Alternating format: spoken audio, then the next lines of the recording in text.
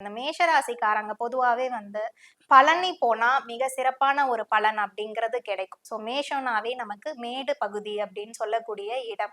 So கட்டாயம் வந்து பழனியில் இருக்கக்கூடிய முருகப்பெருமானுடைய அருள் கிடைக்கணும்னா செவ்வாய்க்கிழமை அன்று பழனி முருகனை தரிசனம் செஞ்சுட்டு வந்தாவே போதும், பரிபூர்ணமா அருள் அப்படிங்கிறது கிடைச்சிரும். ரிஷப ராசிக்காரங்க பார்த்தோம்னா திருத்தணியில் இருக்கக்கூடிய முருகப்பெருமானுடைய ஆலயங்களுக்கு வந்து வியாழக்கிழமை அன்று சென்று தரிசனம் செஞ்சுட்டு வந்தாங்கன்னா பரிபூர்ணமாக அவங்களுக்கு ஒரு அருள் அப்படிங்கிறது கிடைக்கும். இதுல எதனால வியாழக்கிழமையை நான் மென்ஷன் பண்ணேன்னா, இந்த ரிஷபராசிக்காரங்களுடைய லாபஸ்தானம் பார்த்தோம்னா குருவுடைய வீடு, வியாழன்னா குரு.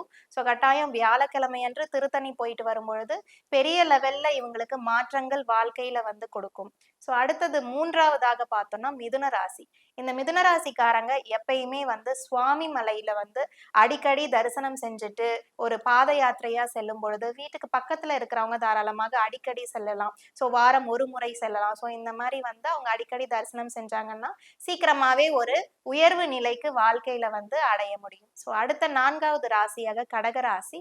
ஸோ இந்த கடக ராசிக்காரங்க வணங்க வேண்டிய முருகர் அப்படின்னு பார்த்தோம்னா பழமுதிர் சோலையில் இருக்கக்கூடிய முருகப்பெருமானுடைய ஆலயங்களுக்கு மாதம் ஒரு முறையாவது சென்று வந்தாங்கன்னா சிறப்பான ஒரு பலன் அப்படின்னு கிடைக்கும்.